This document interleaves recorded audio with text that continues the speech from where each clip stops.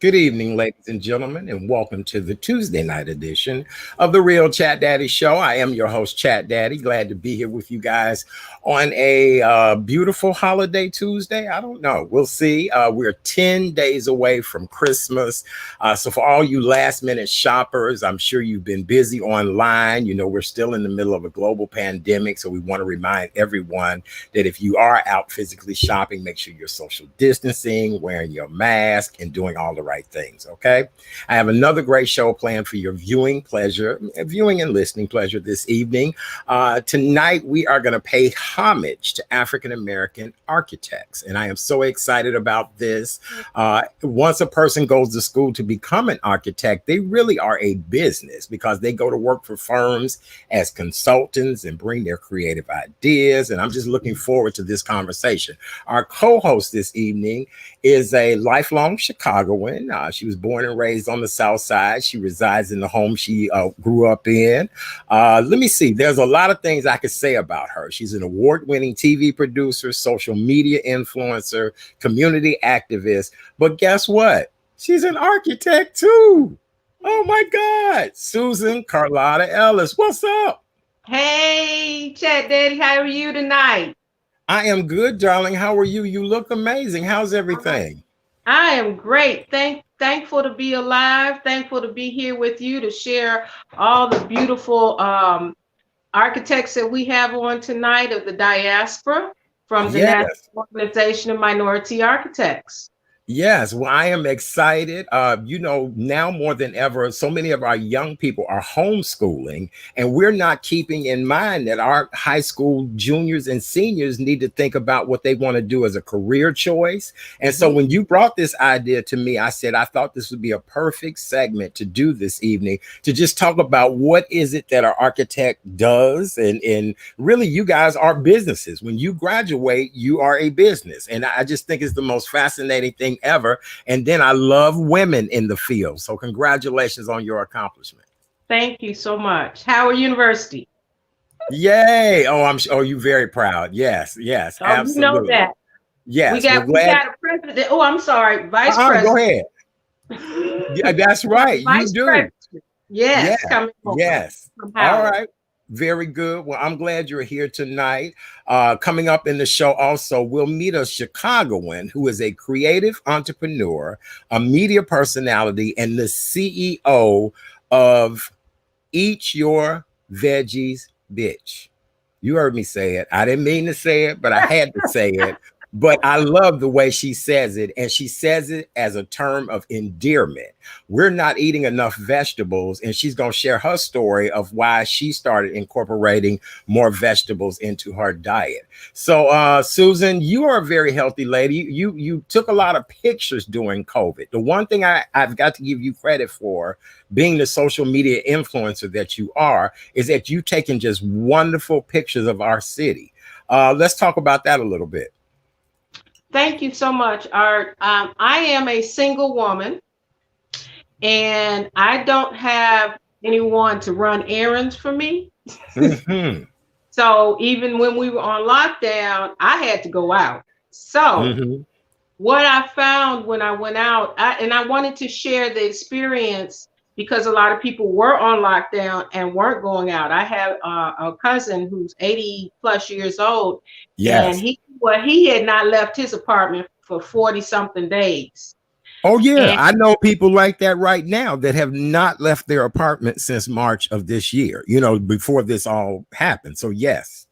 Right. So in the beginning, it was springtime, and I just wanted to every day show some beauty in the small things that we find around, if not just inside your house, in your yard, or around your domain. And then as I was able to go out and into the city and traverse the bloodline, red line, I started seeing differences, from the south side to the north side, and trying to still show the beauty in the simplest things, whether it's flower or maybe somebody put something up for hope on the street, and also to show the devastation. because we had a lot of devastation. I didn't show a We whole did. lot of devastation, but I showed some Mm-hmm. boarded up places that showed, hey, we're still in business even though we're boarded up. Please come in. Mm-hmm. So Mm-hmm. that was an experience in itself. And there were many times where I just cried. I didn't care who saw me. Yeah. I cried because I remember, and I'm dating myself. I don't care. I remember the 1968 riots. I was just a little old girl, but the devastation I remember in my head, the memory of that, because Mm-hmm. I remember even the smoke coming from the streets in the 68 riots. What I saw this summer was the same thing, but I got to experience it as a whole. Yes, yes, I agree with you as well too. It was something that none of us would have ever imagined. I understand the frustration of a lot of our young Black people and the things that they're going through, so I'm not immune to any of those things.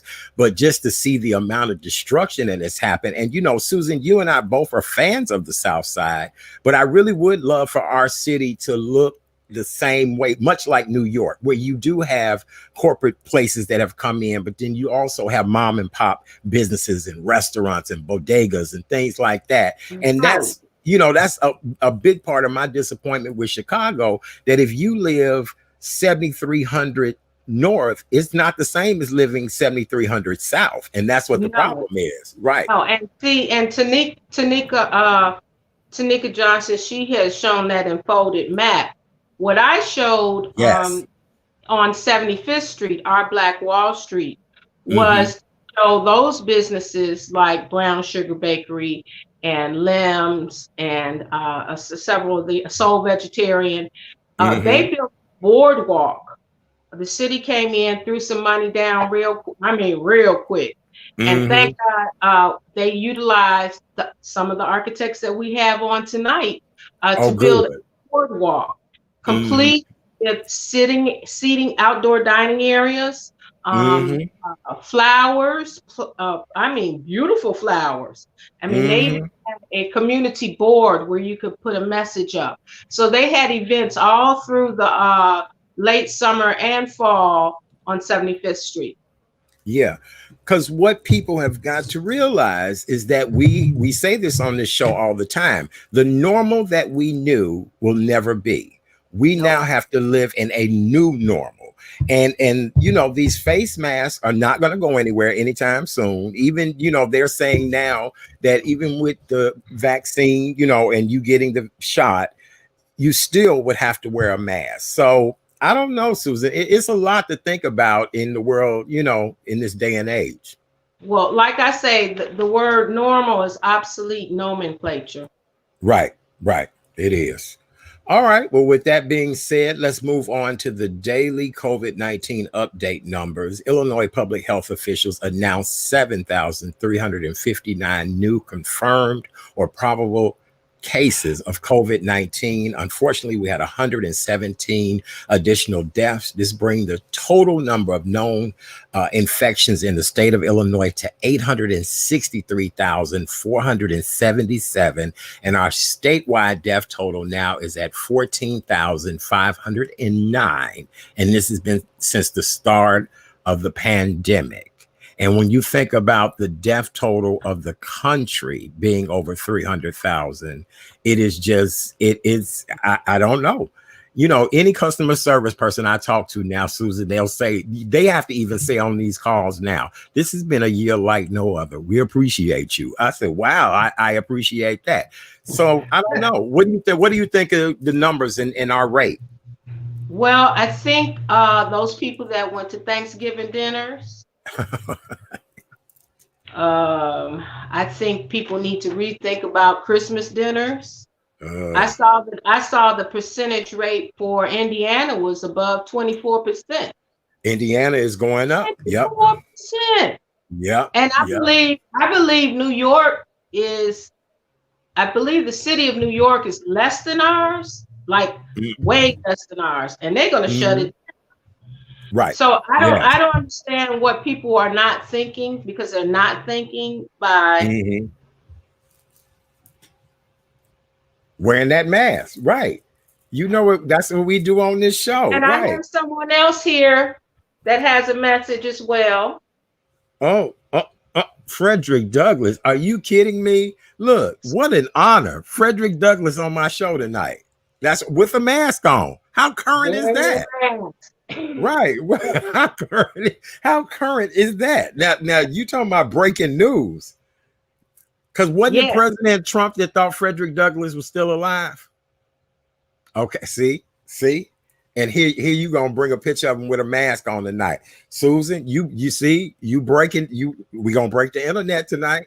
We gonna break the internet. See, Well, I don't talk on that person because that right? person doesn't exist in my world. So, Yes, any rate, we look forward to the new a new president. yes, yes, Now today we know yes, President yes.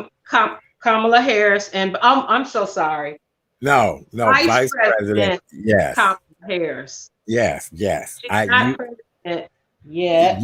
You are doing the slip of the tongue like so many other people I know. Not please, no. Well, Honey, after what he said on the Savoy show, after what President Biden said on and his tone on the Savoy show, I'm kind of done with. wait, so I missed all of that. What happened?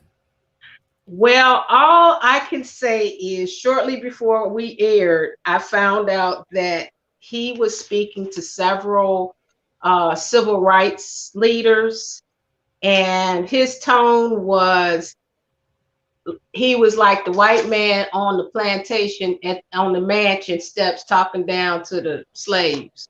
Oh He no. he even said, "The hell with y'all." Wait Now, a why is minute now. black Wait. people y'all? Why is it black people are y'all? And why is it black people are folks, but white people are people? Okay, all right, I'm done on that. That's a whole nother show. That's a whole nother show now. But We could I think Vice President Harris will speak to him on that. okay. All right. How to talk to black people. Look, I was worried about Uncle Joe yesterday when he was giving his speech and he kept coughing.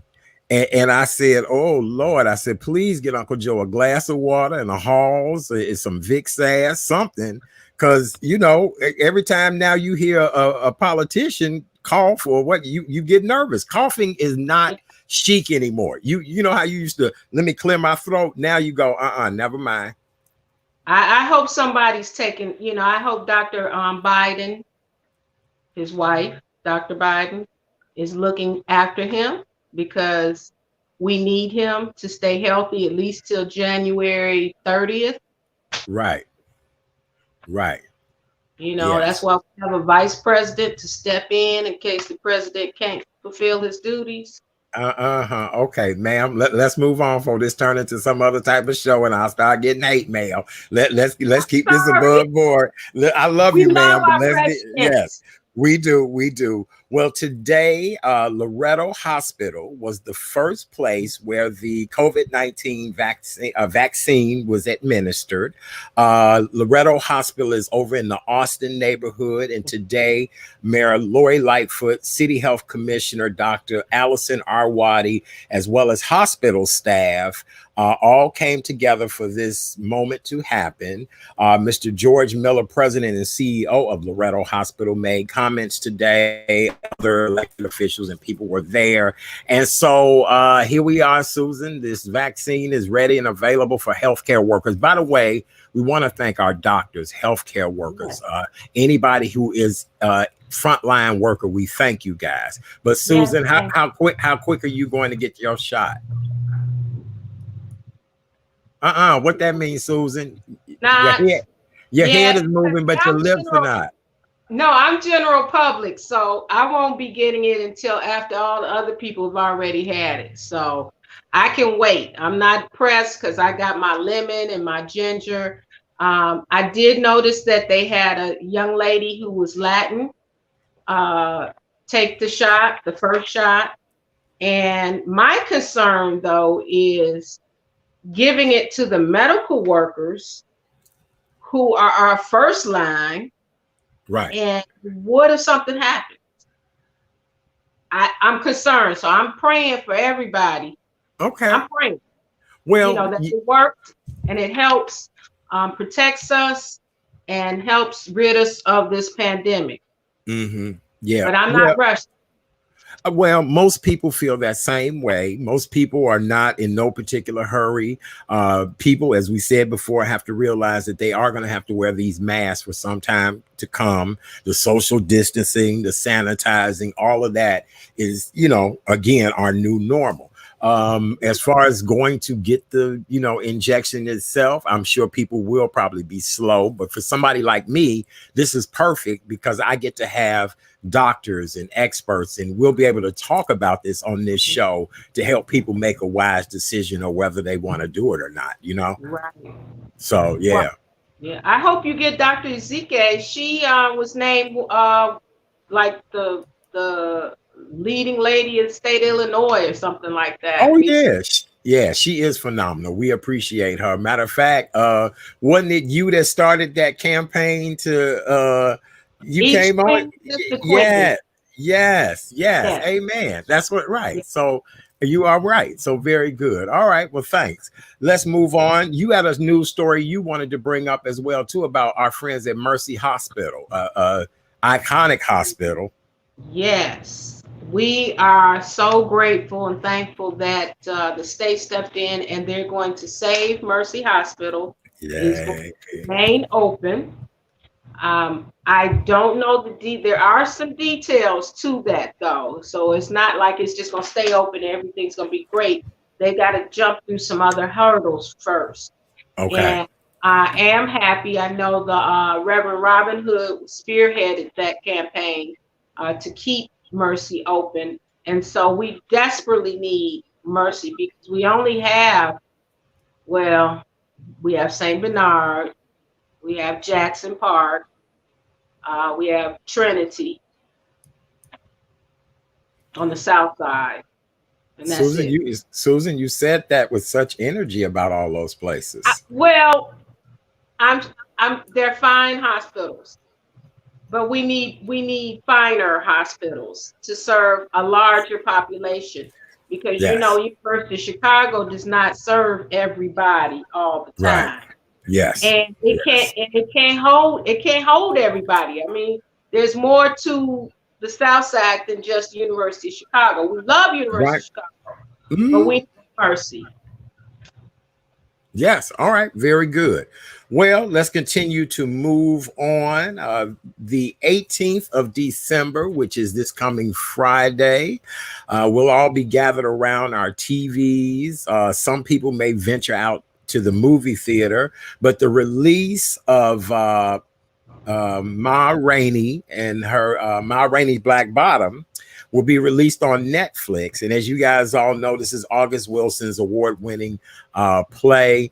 And so Yeah. Viola Davis is actually playing Ma Rainey. And then this will be our last film appearance of our late friend, Mr. Chadwick Boseman. And Yep. so are you excited about seeing I'm this? excited. I cannot wait. I cannot wait. I think this is it. This is every Yes. award possible. Yes, I cannot wait because just from the clips I've seen, Viola Davis has just been extraordinary in her movement, her mannerisms, So I'm looking forward to seeing it as well too. So just so you guys know, it is Ma Rainey's Black Bottom, starring our friend Miss Viola Davis and Chadwick Boseman. Netflix, December 18th, limited release in theaters that I guess are still letting people in. Don't forget, this story was set in 1927 in Chicago, and I'll put it to y'all like this: Ma Rainey was no joke. Ma Rainey was no joke. Yeah, No. if you thought Madam C.J. Walker was good, make sure you catch Ma Rainey. Yeah. All right. Yay, Susan, you all right? You doing okay? Yeah, I'm just excited because Chadwick was also a Howard University graduate, Yes, he and was. his performance is just now you even appreciate them more. Mm-hmm. That this was set in Chicago, that this is by August Wilson, who did several other dynamic plays, that it will open up a whole new world to families. Mm-hmm. To Mm-hmm. let them know we have our Black William Shakespeare. That's Okay. right. Because I forget We he was a Pulitzer Prize. Wait, I'm tongue tied. Pulitzer Prize winner. Say that real fast 3 times. Yes, he was. Yes. So very accomplished. So yeah, I'm excited about this because like I said, I think with this time of being quiet, people are starting to discover things beyond themselves. Well, they're discovering themselves, but they're Mm-hmm. discovering things beyond themselves and their own culture. And they're Mm-hmm. finding that we have a rich, diverse culture. And so much to give and share. So I think Right. this August Wilson will kick off the Christmas season. Okay. Very good. Well, our girlfriend, Miss Dolly Parton, during an Yeah. interview with RuPaul, you guys know Dolly Parton will be 75 years old this year. And yep, Dolly will be 75. And Susan, she actually wants to be on the cover of Playboy again. And so well, you know what? Dolly is such a national treasure and she has kept herself up so well. I could even see them, putting that staple in her stomach and laying her out. I mean, you know what I'm saying? I'm sure they would, have to do it respectfully, but Dolly is a treasure. She's, and that's been her image. Well, let me tell you the secret to Dolly. She recently revealed in an interview with RuPaul that she gets up every morning at 3 a.m. What? She gets up at 3 a.m. every morning and she prays for about an hour. Just continuous prayer, and meditation. Then she spends the next 4 hours doing all of her emails, reading emails, all of that kind of stuff.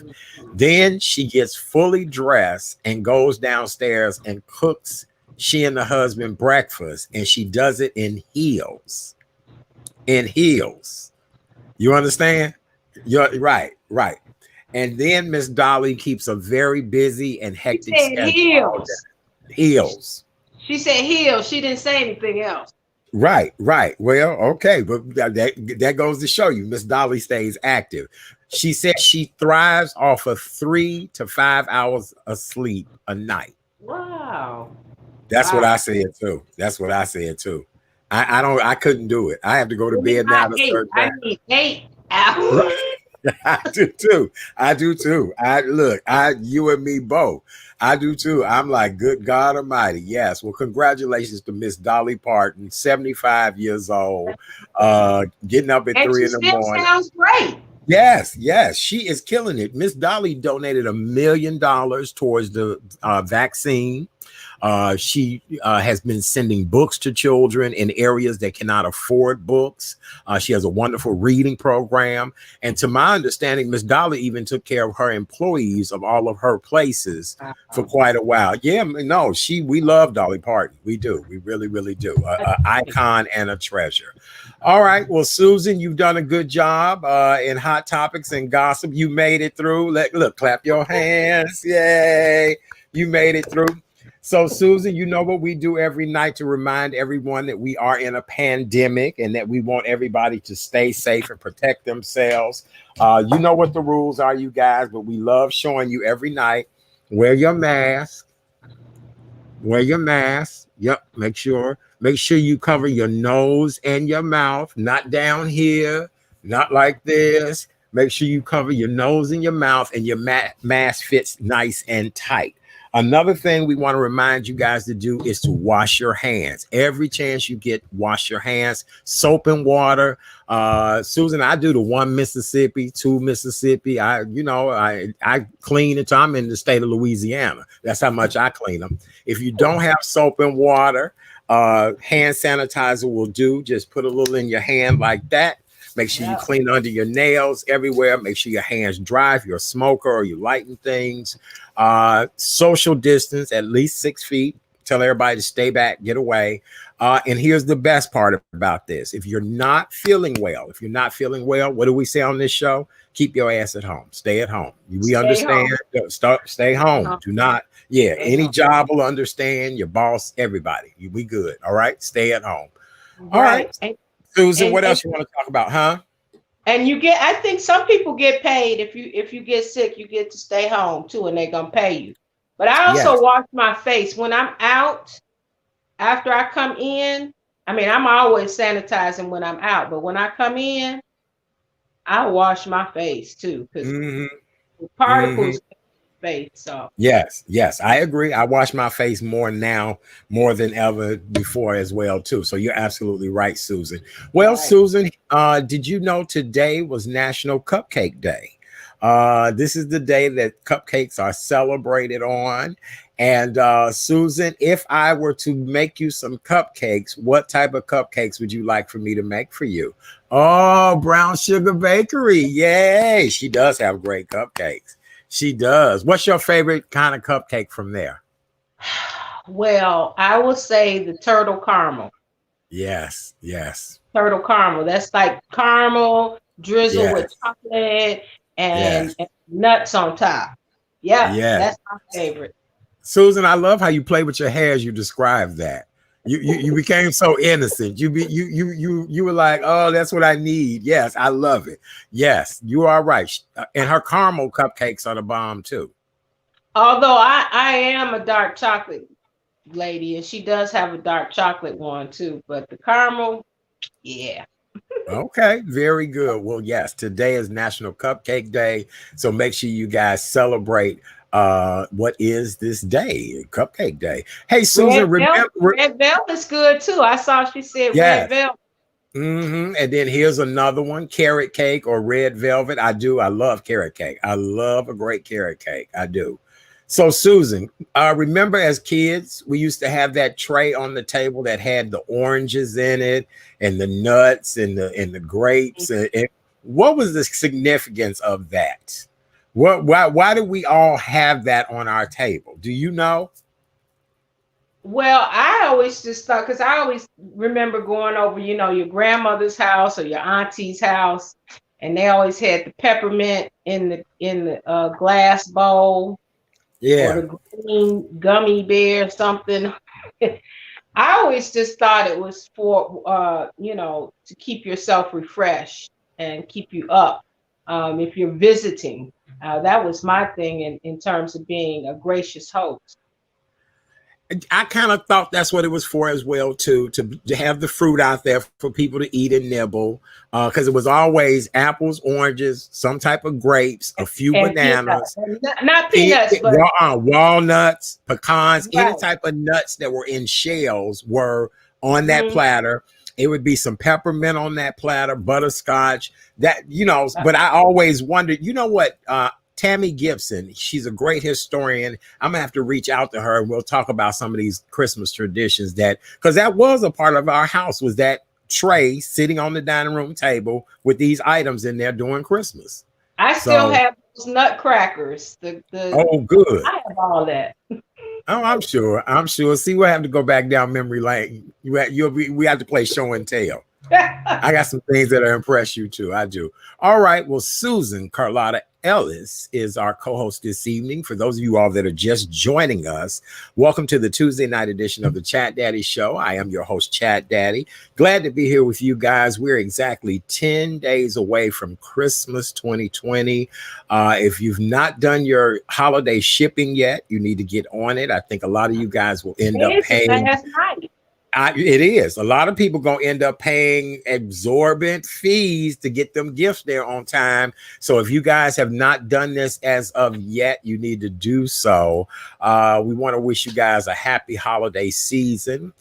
Coming up tomorrow night, there will not be a show because we're preparing for our Thursday night holiday musical. We have guests from all over the country who will be spreading holiday cheer. This is a free live virtual musical, and you guys, the entire family, will enjoy it. All we're asking is that you do please share it on your social media platforms and just have a great time. You can broadcast it on your TV, from YouTube, all of that, but it's going to be a 2-hour holiday musical. So And we are how do just we very find excited. that? You said what? How do we find it? How do we get to it? Oh, on the same way you're looking at this show, YouTube, Facebook, The Real Chat Daddy Show. Oh, Susan, I like that. You a good Wing woman. How do we find that? The Real Chat Daddy Show. That's how you find that. I really appreciate you for that. Thank you so much. All right. Well, next, coming up, our first guest this evening, Susan. I am so happy you put this segment together for me.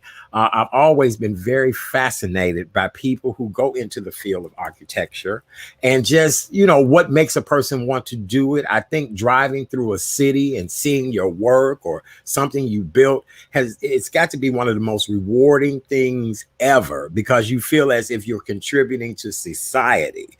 And so tonight you've assembled just a wonderful array of people. Our first two guests represent the National Organization of Minority Architects.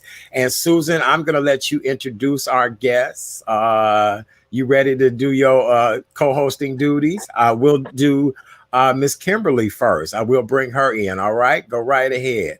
Good evening. How are you? Hi, good evening. Is she there? Wait a minute. Let's add her to the string. Uh-oh. Look, the Wi-Fi acting a fool tonight. Too many of us on the Wi-Fi. Let's see. Hey, can you hear me? What's going on? Okay, Let's good. see. Hey. Is she up there yet, Susan? Yes, she is. Oh, beautiful. Okay, on my end it's froze. Good evening. How are you? No, we got it. She back. No, she's back. Wait. Wait. Hold on. Man, the Wi-Fi wants to be a devil tonight. Hold on. All right. There we go. Hurt you. Yay! Okay, there we go. Hey, How are you? Good evening. Hello. Hey, good evening. Good to see you. Thanks for having me here. And Susan, thank you for inviting me and Jason to represent the current and future leadership of NOMA. Very good. Let's bring in our other guests as well, too. Congratulations on being the current president.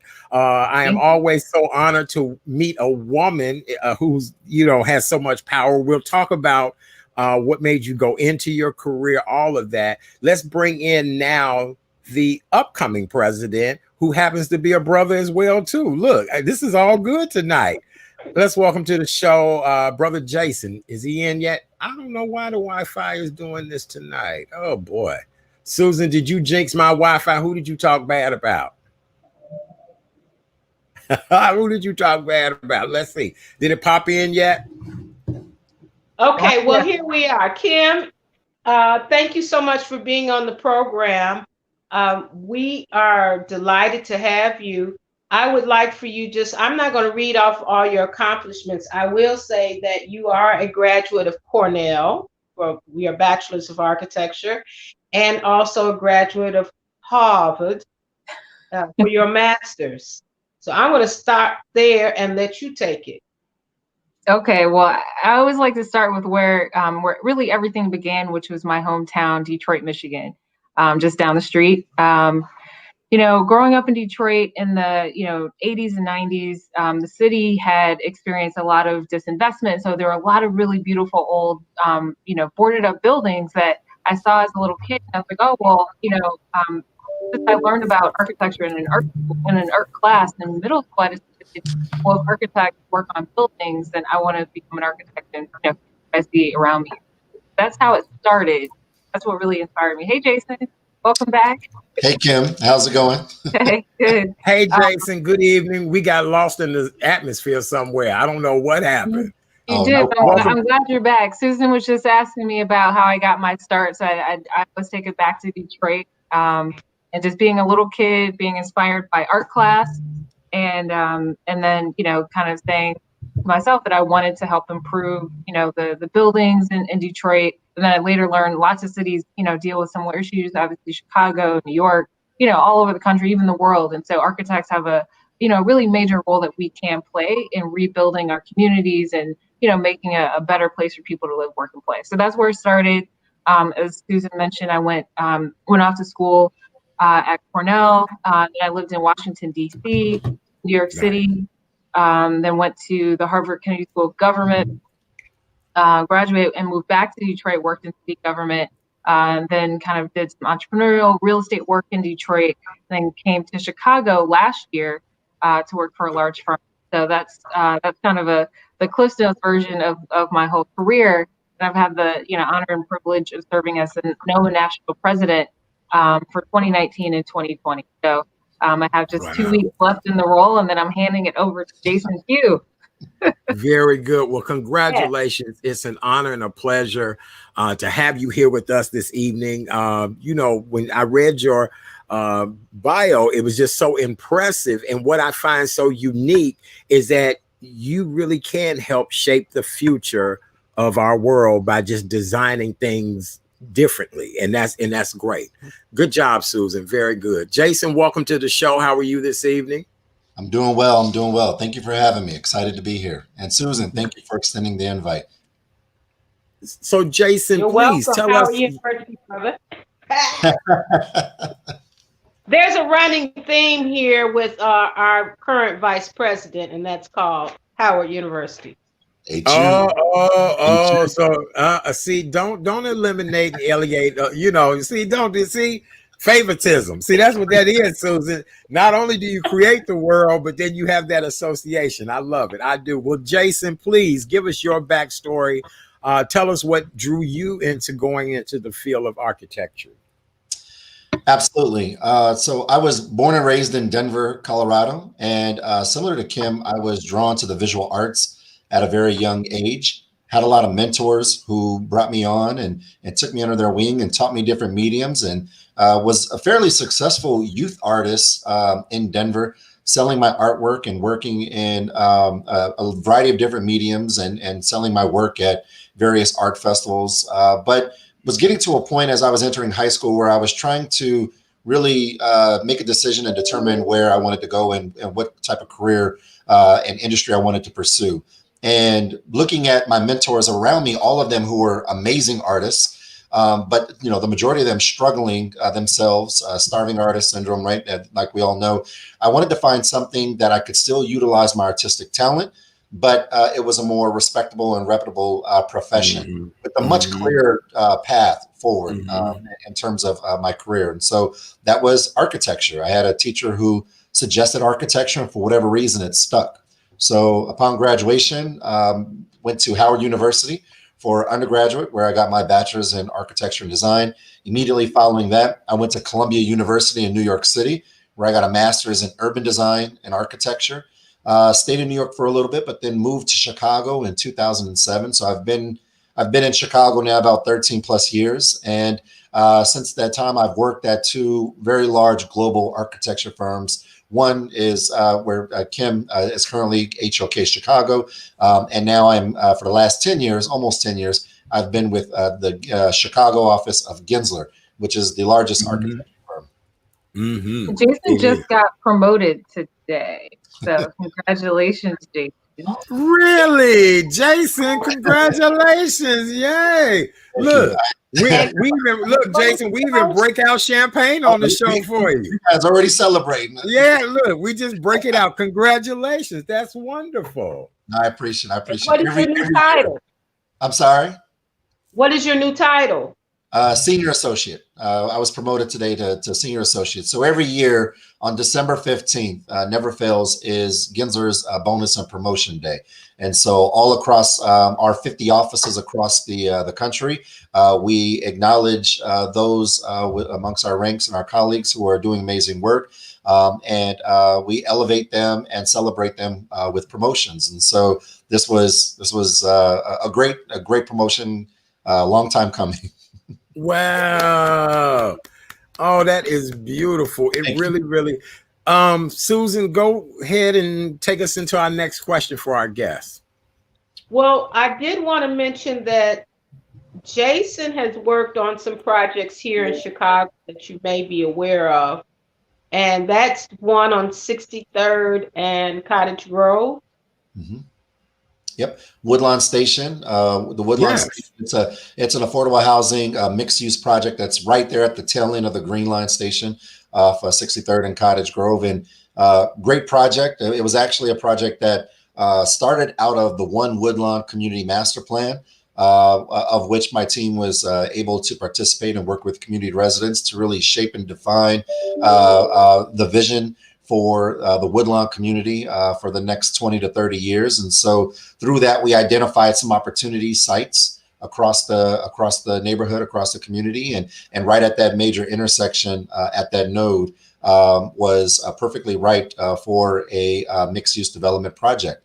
We were approached by POA, which is the Preservation of Affordable Housing. That was the client and developer who saw our work with the community master plan. They saw how we engaged with the residents and stakeholders, and they brought us onto the team, and we were able to work with them and a local architect, minority firm called NIA Architects, which worked with us and served as the architect of record. So yeah, that was one of the first projects, one of the first major projects that I've had built in Chicago, where I was primarily lead as the designer, which is great to see. Wonderful. What words of advice would you want to give to any of our young people or any parents who may be listening tonight that, you know, they do have that very talented son or daughter who can draw or has always wanted to build and design things? Kimberly, what advice would you want to give to them? And then Jason, I'll take your take on it as well, too. Yeah, well, I would say, you know, it's really important to, you know, to really perfect your craft, to gain exposure to the different things that you're interested in, and find mentors and take classes and do whatever you can to really get, you know, exposure to whatever kind of art form, or I mean, really anything that you want to do. But I think in the context of architecture, art has generally been kind of a place for people who go into the design profession. So, you know, I actually just joined the board of Ingenuity Chicago, which is dedicated to making sure that every single Chicago school student has access to the arts. And I have some information I can share with you all later, but basically, you know, making sure that people have, you know, the available, you know, mentors, the support from their families, friends to kind of keep going, because it can be a difficult thing, you know, when you have like, you know, some kind of creative block, if you will, but just keep pushing forward and always. I'm just really curious about how to advance your craft and how to be better, how to, you know, get the right training that you need to achieve your goals. So, but yeah, Jason, I'll let you chime in. No, absolutely. Thank you, Kim. I would actually kind of go against, I think, the misconception that's out there, and that's that every architect is an amazing artist and really good at math. That's not the case. That is not the case.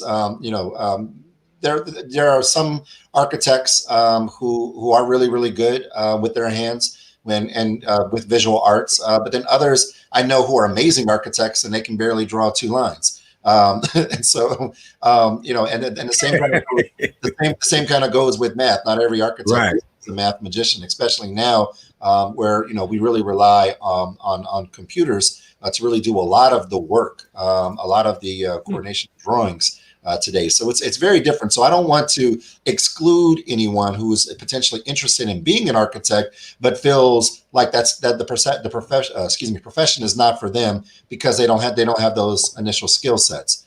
But if there are parents out there who, if they see some talent and they see some skills within their children, within their grandchildren, nieces and nephews, I would encourage them to actually go to NOMA's website and look up our Project Pipeline Architectural Camp, which is actually focused on introducing minority students in K through 12 to the career and industry for architecture and design. And it varies across the country. The camp itself was actually started in 2006, I think was the year we hosted the first one in Cincinnati, Ohio. But the NOMA chapters all across the country actually host this camp every year. It varies in size, it varies in the duration and length of the camp, but it's honestly a great introduction to the profession, to architecture, to design, to really see if this is something that your students or your children are really interested in pursuing. To be honest, I wish I had something like that when I was a young student. You know, like you know, a lot of folks, I think myself, Susan, and Kim on this call, the extent of my exposure to architecture was a drafting class, maybe in high school. That was about it. There were no extensive programs that you have today. And so, yeah, that would be the first start and recommendation that I would make. What's the website for NOMA? I can put it up here. NOMA.net. Oh, very good. All right, I'll put it up and we'll have it up in just a second. Go right ahead, Susan. I did want to say that Project Pipeline, like you said, is from K through 12. You would be blown away by how young people's minds think. And a lot of those kids come in there in the summertime and I don't want to go to camp. I don't want to do this. Honey, when they finish, not only do they know they want to be an architect, they also know I don't want to be an architect. I want to be a developer. I want to be a real Nice. estate dealer. Nice. They found that their little nook, and they might be in third grade. Seriously. Yes. So, and there's Yes. scholarships available if you're limited on funding. There are scholarships available for the Project Pipeline. But we have 4 other architects coming up, and one of them will talk about it more in depth for the high school students, which is the design Okay. build portion of NOMA. Good. Very good. Very good. Well, I'm just going to say this. I've been to Dubai, and I think it's the most fabulous place ever. And I know it's all man-made. So I'm going to commission you two to help build Wakanda up, because once we get done with this pandemic, I'm moving to Wakanda. So I need you two to just build me some fabulous stuff in Wakanda. Can you promise me that? We got you covered. We got you covered. Absolutely. Okay. I do want to say one thing, Art, about well, I'm gonna say it about Jason. I know it applies to Kim and some of the other architects because they're actually living the life I wanted to lead 30 years ago. But they get to travel all around the world on other people's tents. And there's a picture of Jason sandboarding in the desert in Saudi Arabia somewhere. So having that kind of access as an architect is great. But you also have to be a lot of other things when you're an architect. You're not just an architect and design pretty buildings.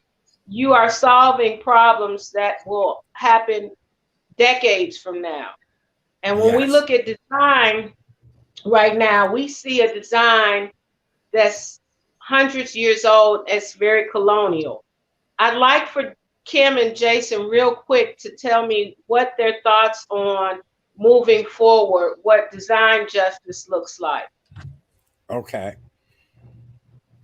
Yeah, I mean, well, you know, as Susan mentioned, a lot of people have the misconception that, you know, design is just about making things look pretty. And, you know, the true duty of an architect is to protect the health, safety, and welfare of the public. And to take that even further, you know, really meaning the entire public. I mean, one of the things that's really troubling about our society right now is just, you know, things like the wealth gap and the health gap. In Chicago in particular, you might live on the north side of Chicago and have an average life expectancy of 90 years old, to live on the south side of Chicago and have an average life expectancy of 60 years old. So that's a 30-year life gap. And that's horrible too.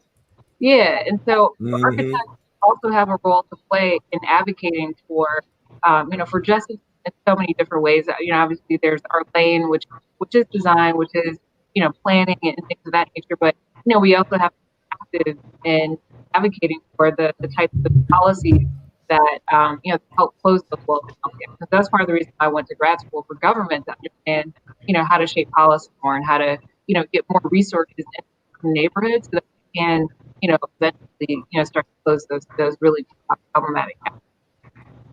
Okay.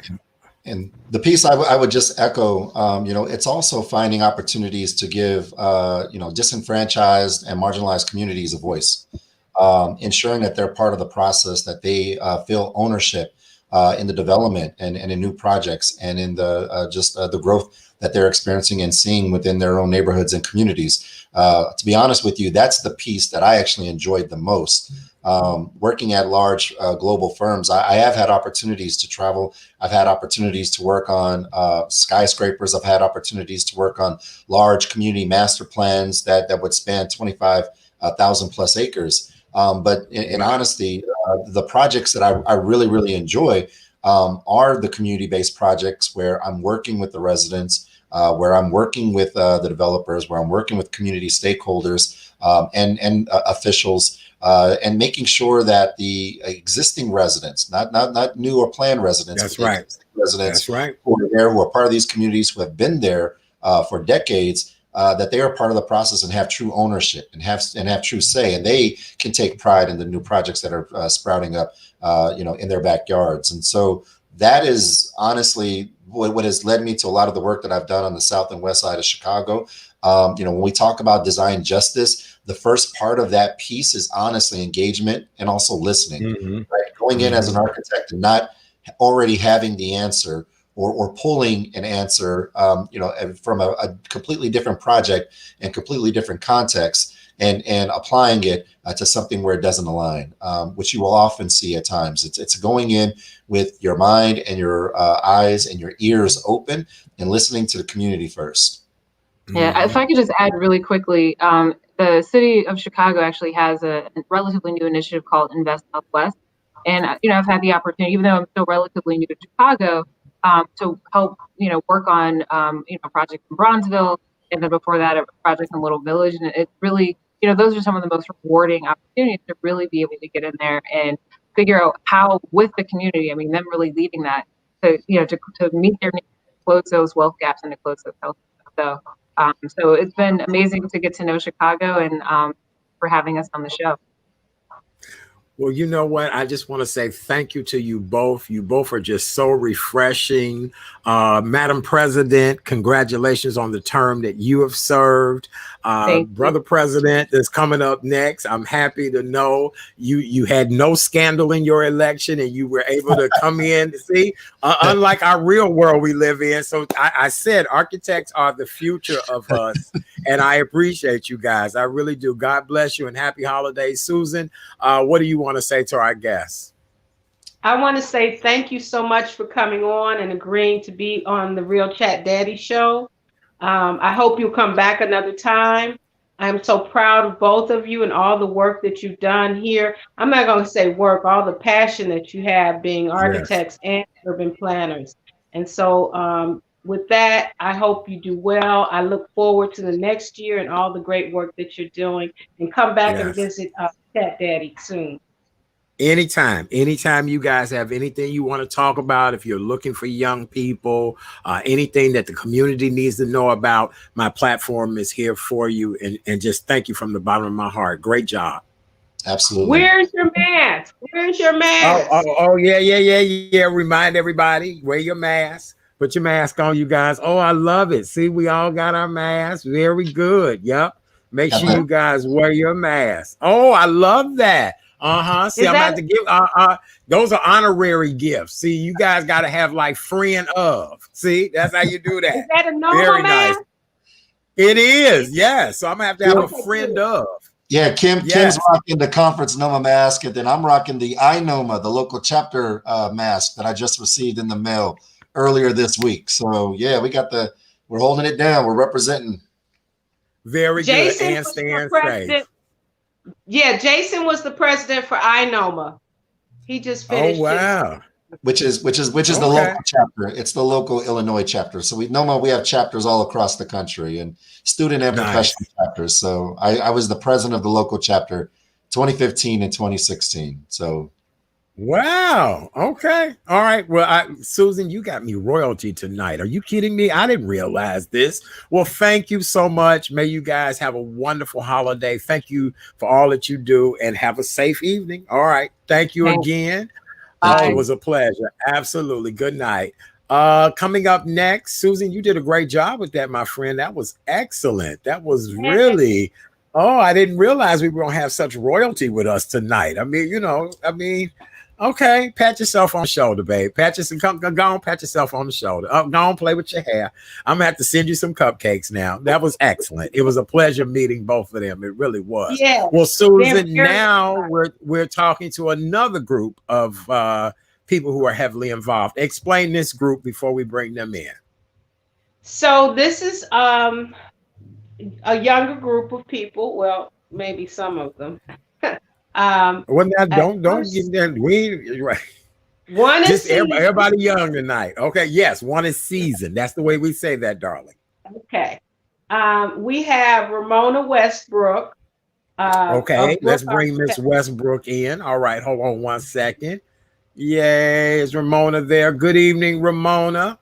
Hello. Oh, how are you? So Susan, I guess I'm the seasoned one. Well, you definitely I are an don't award. I don't mind. I love it. So it's all good. Look, Ramona, you see I cleaned that up real quick. I was like, you season, honey. You I know season. you have Don't, to yeah. You got a culture. Yeah. Yes. Good. Well, All good. Ramona, it is a pleasure to have you here with us this evening. Thank you Give us so a little intro about yourself, who you are, and then we'll introduce our other guests in just a second. Go right ahead. So my name is Ramona Westbrook. I'm president of Brook Architecture. We are a full service architecture firm that's located on historic Motor Row in Bronzeville. This year we are celebrating 25 years of service, which is why I'm the seasoned one. Yes, you are. Yes. And most all of our work is located here in Chicago. We've done some work downstate for the University of Illinois, but I was born and raised here and I love what I do. I'm blessed. Oh, very good. Oh, well, this is amazing. It really is. Now, Susan, I have three other people who are waiting in the background to come on and talk to us. I have a Miss Hughes, a Miss Dixon, and let me see. I think we even have somebody else waiting. Let me look and see. Are you ready? Yes, and we have Mr. Lucas here. Let's bring in Miss Hughes first, because she's been hanging out with us for quite a while. Good evening and welcome to the show. How are you? Thank you so much for having me. I'm great. This is amazing. I've been watching the show the entire time. This is great. You have. Yes, you have. I appreciate you for that. You might be who draining the Wi-Fi. Now, you know I got black Wi-Fi now. We can only have so many people on here. No, but you've been watching the whole show and you've been laughing at everything. I appreciate you for that. So Miss Hughes is recently married, but she still goes by, I'm sorry. It's okay. No. I am. You're fine. Okay. So Miss Hughes is on. She is also a licensed urban planner and soon to be licensed architect, but she's also a commissioner on the Landmarks Commission. Oh, nice. Very I believe good. Young too. I am the youngest by far. Oh my God, that is so wonderful. It is good to have you here. Introduce yourself to everybody, and then we'll bring some of the other people on in. So go right ahead and say hello to everybody. Absolutely. And I'll be super quick. My name is Thierry Hughes. I'm based here in Chicago. I work for Skidmore, Owings & Merrill as a senior urban designer. And I'm also, as Susan mentioned, a commissioner for the city. I'm one of 9 serving on that board. And I also teach at the IIT, an advanced architectural design studio, with 2 of my colleagues. Wow, I love it. I do. Thank you, and glad to have you here tonight. We want to welcome to the show Miss Dixon. Let's bring her on in. Let's see if the Wi-Fi will hold up all these amazing people. So. Baby, I got too many power heads tonight. That's what it is. Hey, how are you? Hi, Imani. Can you hear us? Still on mute. Oh, we can hear you now. Okay. Oh, wait, we can read your lips. See, that's what reality shows are all about. That's what, right. I'm telling you, this is the world of the new normal. So don't get discouraged, you guys. Can we let's see, can we do Tierra? Can we do Miss Hughes and Ramona and then come in and do Imani and Dion? Okay, all right. So let's do these 2 and then bring. Okay, all right. So hold tight. Yeah. We'll bring you right back. Because look, we need an architect to fix all this Wi-Fi on the south side of Chicago, honey. That's what we need. All right, we'll bring you right back. Don't go anywhere. All right. So, ladies, Susan, let's talk to these ladies. Go right ahead. Mm-hmm.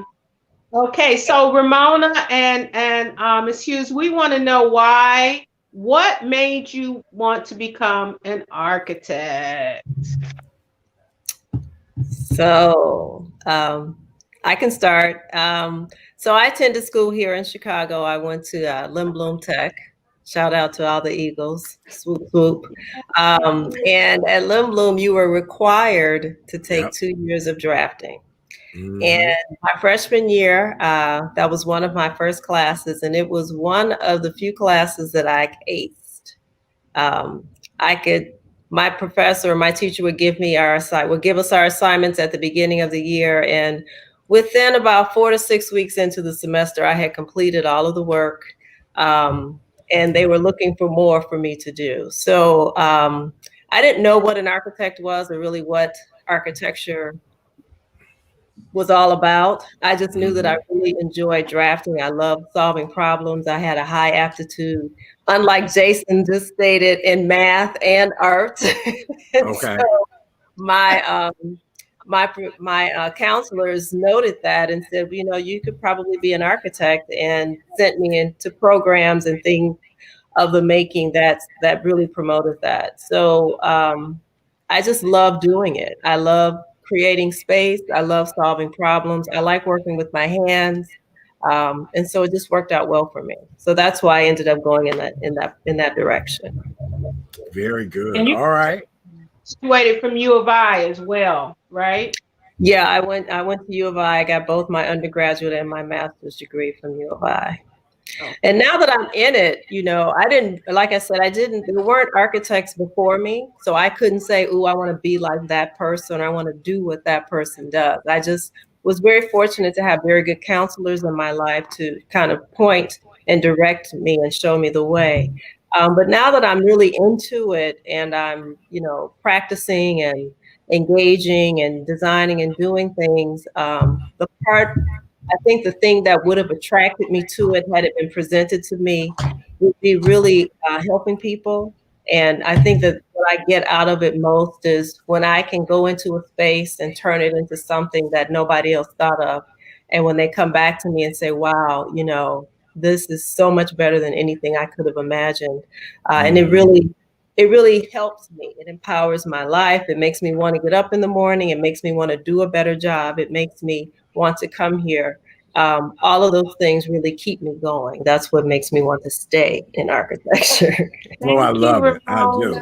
Yeah, that was Ramona beautiful. was one of the designers for the boardwalk on 75th Street. Oh, Yeah. really? Nice. Mhm. Very nice. Very nice. It's anything that we can do to improve and help our communities, I just think is the best thing ever. It just, you know, great job. You did an excellent job on that. Thank you. All right. Thank you. All right. Yes, Miss Hughes, we'd love to hear from you now. For sure. Thank you. So I actually, I'm from St. Louis. I didn't grow up in Chicago. And in my elementary school, which was a predominantly Black school, I was accepted into a gifted arts program in second grade. And as a part of a fundraiser, we had to raise money to buy every child in the school a gift for the holidays. And my contribution, which was any medium of art you could think of, was drawing buildings and basically verbatim from books and magazines.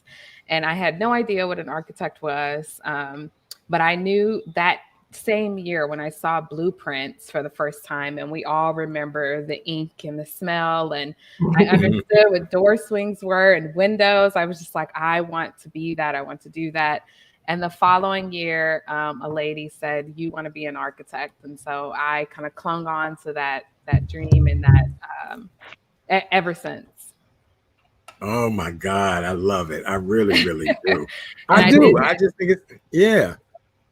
I love that they had they had people actually in their schools that helped them pursue architecture, because back in the day, most teachers wouldn't even tell you could be an architect. So I think it's great that we have teachers now that recognize people of color can be anything they want to be. Ladies, if I was to give you your ideal building or creation, what would it, or would it be on the ocean? Would it be a high rise? What would be, if you had to create your own perfect whatever, what would it be? I can start with this one, Ramona. Okay. So actually, I made the switch from traditional architecture, which is buildings, to urban design at the current firm that I'm at. And it's because I get to do projects that's right here in our communities. Nice. That's really about impact and really about building and designing for us, right? So for me, it would be doing something in our community, whether it's a center for our youth. I do a ton of work with our youth here, or just some sort of building, museum celebrating us. That's really for us, by us, about us, everything us. I love it. I do. Look, I may have something for you, so just hold tight. Don't be surprised if you hear from me, because I know something that you may really can help in the community. So that's a beautiful thing. Ramona, what about you? So I'm going to be selfish. If I were to design my oasis, whatever I want it to be, yes. I'm an outdoor person. I love nature. So I would have to have a body of water nearby. Yes. And it would probably just be a glass house, because I'd want to engage with everything that's going on outside, probably more than I want to be in the house. And I tend to really like modern design. The Farnsworth House, I just visited maybe a month or so ago, and just really like the simplicity and just how architecture pretty much goes away and lets everything around it become a part of the house. So that's my take. Very good. Well, so Art, yes. She did do a part of that with the 35th Street Yacht Club. Yes. My 31st Street. Yes. Was that your project?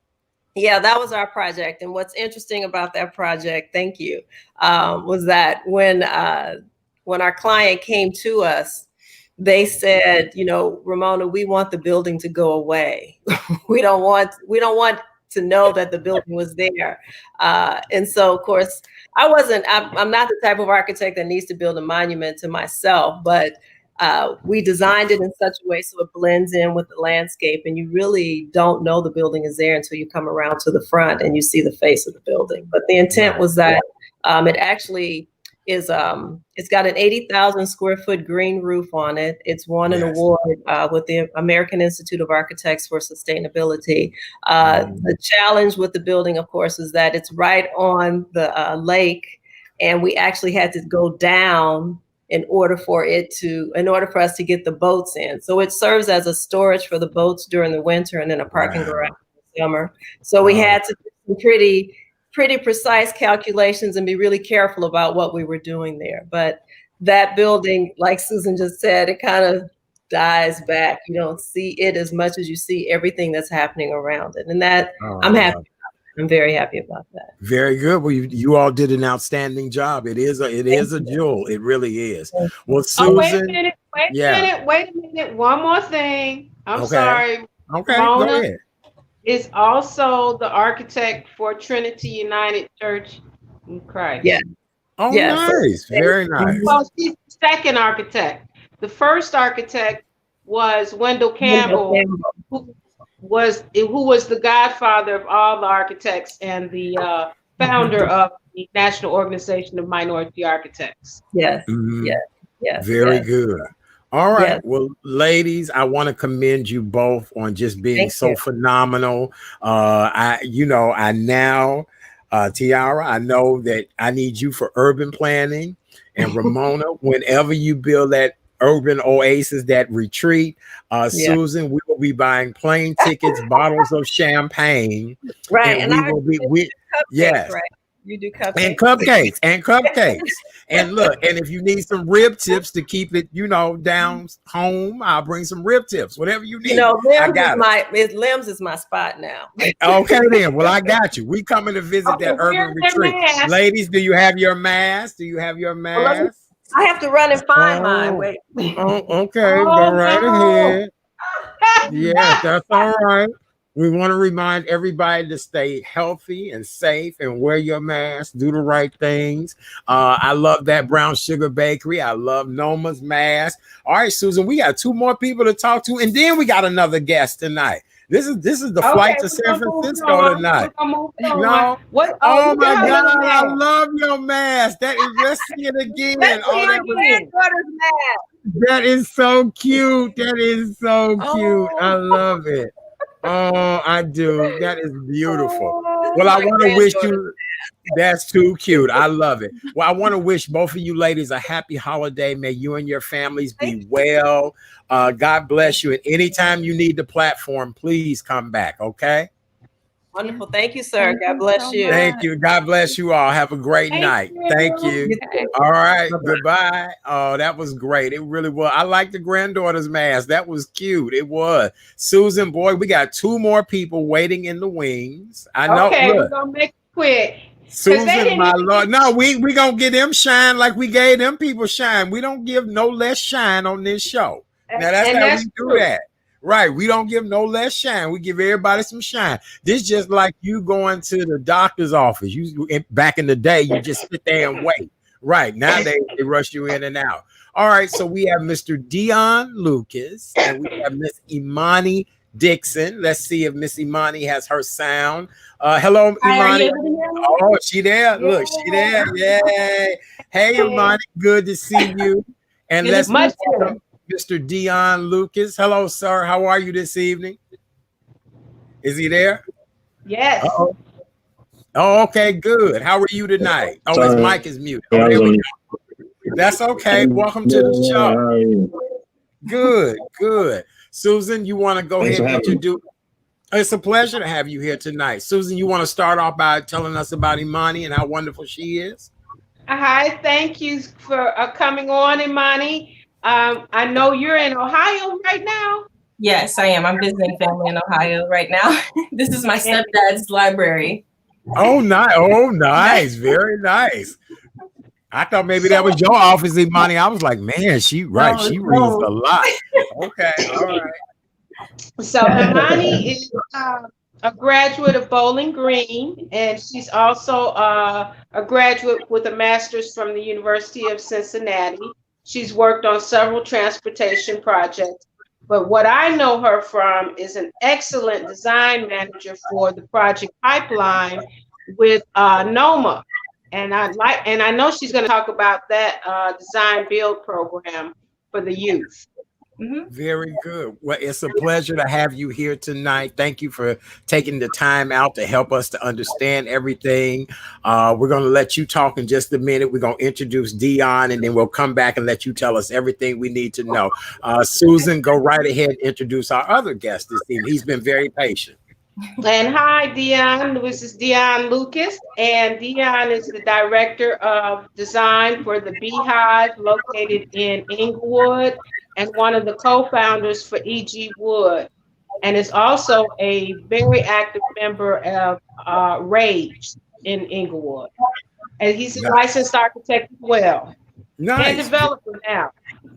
Nice. Very good. Well, Dion, glad to have you here this evening, and we'll get your story as well, too, in just a moment, okay? Did he hear me? Okay. Okay, good. So, Imani, go right ahead and tell us how you got even interested in this field and what drew you to it and all the amazing work that you're doing. Yeah, well, so I would say that it initially came from my dad. It's actually his birthday today. He just turned 50. Oh, So happy shout out birthday. to him. Happy birthday. Yay. So yeah, usually he has like kind of an engineering mindset, and he would always play Legos with me, you know, the whole Lego thing. And he really liked to put together model planes and model cars and things like that, always doing something with his hands and being really meticulous. So I was always kind of that child that would just be to myself and drawing something and kind of being artistic, but there was a lot of times some kind of geometry or math to it.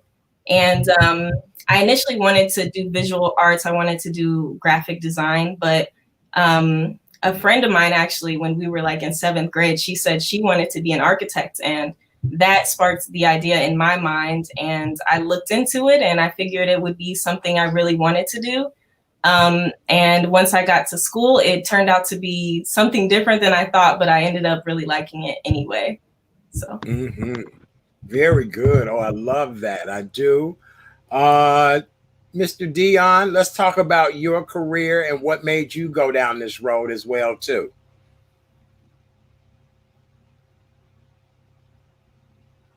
Is he there? Dion, Can you hear? Yeah. Can you hear me?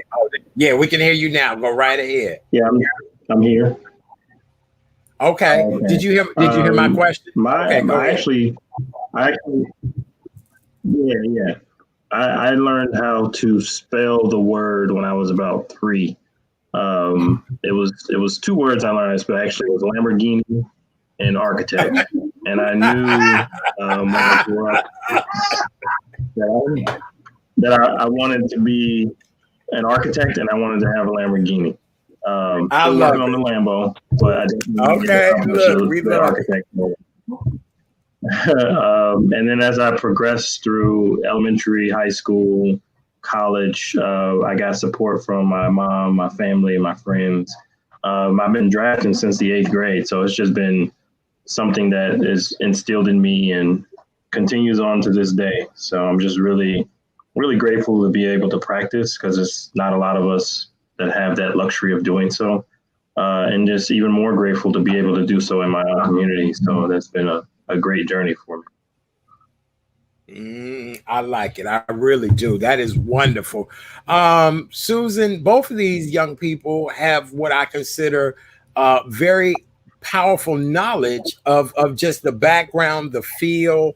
How do we encourage more of our, just like I asked the 2 presidents, how do we encourage more of our young people to get involved in planning and developing, our cities, our communities, things like that? A lot of times people want to say our young people are not wanting to be involved. What advice would you want to give, or what do you think should be done, Susan? Well, I'd like for Imani to answer that question because she has been an integral part of the development of the NOMA program for the youth called Design Build.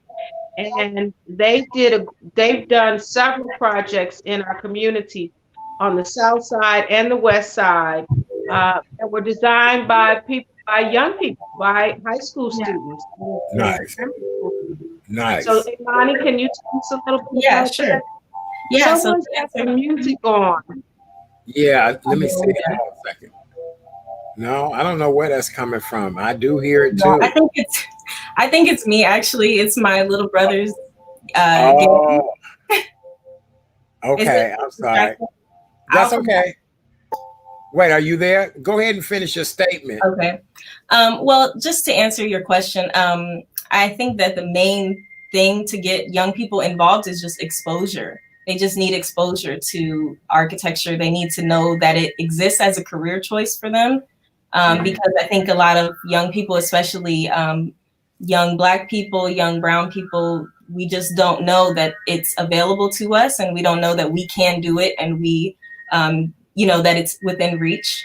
So so that's kind of been my mission since I've graduated from college, is just to be involved in all of the mentorship programs that I can. Design Build is for early high school students that are interested in architecture, and we partner with a community nonprofit, and we redesign or reimagine a space that's that's in need of being redesigned, and we take the students and we design with them. So wow, nice, very nice. I want to find out too, Dion, did you want to comment on community involvement in some of the work you've done? Is he there? Sure. Okay. A lot of my community involvement. Can you hear me? Yeah, we can hear you perfect. Yes, we can hear you. Okay. Most of the work that I've done in community relative to architecture has been around entrepreneurship. So about 3 years ago, myself and a few other NOMA members started Beehive. Actually, that was 5 years ago. And 3 years ago, we started EG Wood, which is a offshoot development group that focuses on entrepreneurship. And the reason we did so is because we noticed a lot of small businesses in Black communities primarily didn't have access to design. So what we did was create a cooperative like company that basically negotiated or bartered with them and say, hey, if we provide you with the design and we help you raise capital and build something, would you hire us as the architect? The impetus behind it really was to create our own clientele, but we wanted to start with our own community first. And then that exploded into something a little bit more than what I think we bargained for, which gave birth to E.G. Wood, which now focuses exclusively on providing entrepreneurs and underserved communities with a place, a physical space. But what that's also given us is opportunities to build new clientele and identify other architects and small business practitioners that we can bring into the fold. So a lot of my community work revolves around the economics of businesses, business development. And I think it really balances well with what's happening, with NOMA and everything else we're doing. Beautiful. Very nice. Susan, did you have another question for our guests?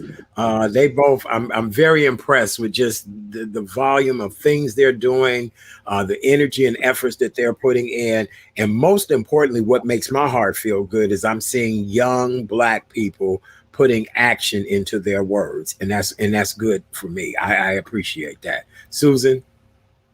Yeah, so what I like about each one is that they bring other people, young people into the fold. I know Dion has they purchased a storefront building on 63rd Street, and they tore it apart and built it back up, and it looks beautiful right now. Yes. So if you saw the before and after, you would be like, am I on 63rd Street? I think the work that Dion is doing with Rage in By the Block and building out homes is great, because the residents of Inglewood are investing in their own neighborhood. Nice, nice. What Amani is doing with NOMA and the Design Build project with non-for-profits, for example, there was the Child Care Society. They needed a space to be redesigned. Young people, when I say young, I'm talking about 8th, 9th, 10th graders, came in, redesigned that space, and you couldn't tell me an architect didn't design it. Oh my God. Yeah. Very nice, very nice. Well, in closing, what would you both like to say? If you have a holiday message, any words of encouragement, anything that you might have coming up, whatever it is that you want everybody to know. I just appreciate you both taking your time out to do this with us. We'll do ladies first. Imani, go right ahead and give us your closing thoughts. Well, I don't know if I said, I just wanted to say thank you for having me on here today. I'm really happy, to do something like this. I think this is a really cool platform. And for any youth or, anyone in college out there who is struggling to get through architecture school, we have like a really, really tight knit network. So feel free to always reach out to anybody that's in NOMA. Like, this is why we're here, and we want to give back. We want to be that person that we didn't have. So, Amani, what's the numbers on female architects that have color? There are 500 right now. So so I was part of that 500 just recently, which was great. Yeah. Wait a minute. Are we talking about currently? Oh, it's 502. I have it. Madam President corrected us. Yes, it she is corrected 502. Us. Yes, we appreciate her. Out of 116,000. Oh, you kidding me? Yeah. Oh my God. We really need to do what we can to try to get this going. And that's in the US. Okay, yes. You guys have this platform whenever you need it to encourage, inspire, motivate, all of that. People saying this is a great segment. All right, Mr. Lucas, sir, in closing, what would you like to say to everyone?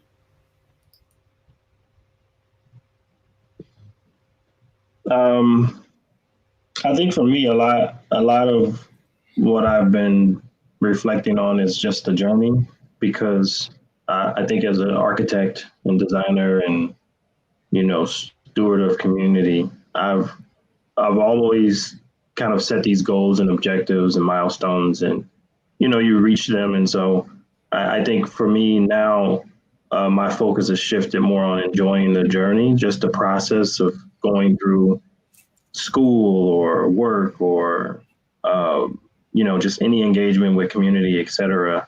And I would want to extend that opportunity for the youth or just anybody to, take yourself out of that destination or that place you think you're trying to get to, and focus more on the moment that you share with others, the moments that bring you joy. Even those that have pain, there's some joy out of them, right? And so just enjoy it. I think architecture in and of itself it enables you to enjoy the entire process because you already know what the destination is. We're visual creatives, right? So we see it. We see it three-dimensionally in our heads, and we put it to paper. We design, and so I think we need to transfer some of that essence of what we do in design to our real life, and start enjoying the process, and don't focus too much on the destination.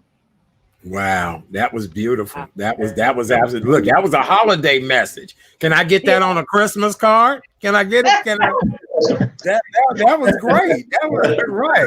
I need that on a Christmas card. It is. Yes. All right. Well, you guys know what the rules are. We believe in wearing our mask on this show and show everybody how they must wear their mask. You guys have your mask. And then we just put our mask on, cover your nose, your mouth.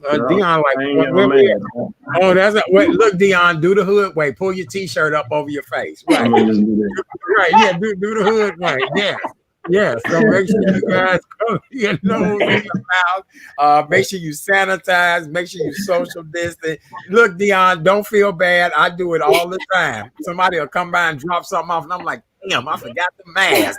And I'm like, yes, I understand. Well, God bless you both. Have a wonderful holiday. Thank you for taking time out of your schedules to be here with us tonight, and much success to you both. Okay.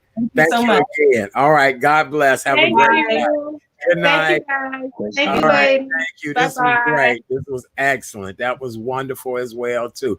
Well, Susan, you did the dog videos too. We didn't have time, but that's okay. We're gonna devote a whole show to them.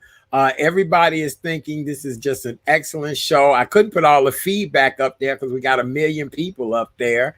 But here's all the feedback that we have. Everybody's saying beautiful and talented. Ramona, they loved your mask you had on. Impressive guest. Well, our last guest this evening is a young lady who I just love and adore. She's a creative entrepreneur. She's a social media influencer. She's a model. But most importantly, she is the CEO and founder of Eat Your Veggies Bitch. I love that. I do. Sometimes you just have to tell people like it is. You know what I'm saying? We're in the middle of we're in the middle of a pandemic. A lot of us are not regulating ourselves like we should because we're eating a lot of junk food and things like that. And so our guest tonight is here to share her story of why it's so important for a bitch to eat her veggies. And I agree. And that's male or female. Ladies and gentlemen, welcome to the show. Our good friend, and I call her Fuzzy, but I didn't know the woman had a real name until recently. Miss AnDrea Fuzzy Lynn. Yay! She there. Let's see. Come on, baby. She should be popping in. Did she pop in yet? Let's see. Wait. Look, this Wi-Fi is clowning tonight. All right, let's try it now. Yay! Hey! Hi, Cat Daddy. Hi, Susan. Hey, y'all. Hey, darling. How are you? Good. I just love y'all show. I'm a fan. Good. I've always been a fan, Cat Daddy. You already know. Oh, I love you. I do. Fuzzy is so funny. I tell people when I learn people's government names, I'm like, honey, that ain't what I know. That's Fuzzy, honey. That's my boo Fuzzy. Like, know my real name. Like, people in my family did not know my real name until they became my Facebook friend. They're like, Fuzzy, your name's just not Fuzzy. It's like, it's been Fuzzy since birth. Since I was born, my auntie gave me the name Fuzzy, and it stuck all of these years. But, well, I still have fuzzy hair. You do. You do. Well, the one thing I like about you is that you're always reinventing yourself. When I first met you, aspiring model, always an entrepreneur. And here lately, you've been on this campaign about people eating their veggies. And so I'm trying to figure out, where did all this come from? You've always had a small frame, beautiful figure, all of that. And so, but now you're on this campaign to encourage people to eat their veggies. What had happened was, okay, so during this pandemic, I've been eating, right? So I'm gonna stand up a little bit, give y'all see this? Let me go in my camera. Yeah, we're trying to switch it around. Hold on, I'm trying, Susan. It's too many people still on the Wi-Fi. Right. Wait, Fuzzy, do it again for us. Hold on a second.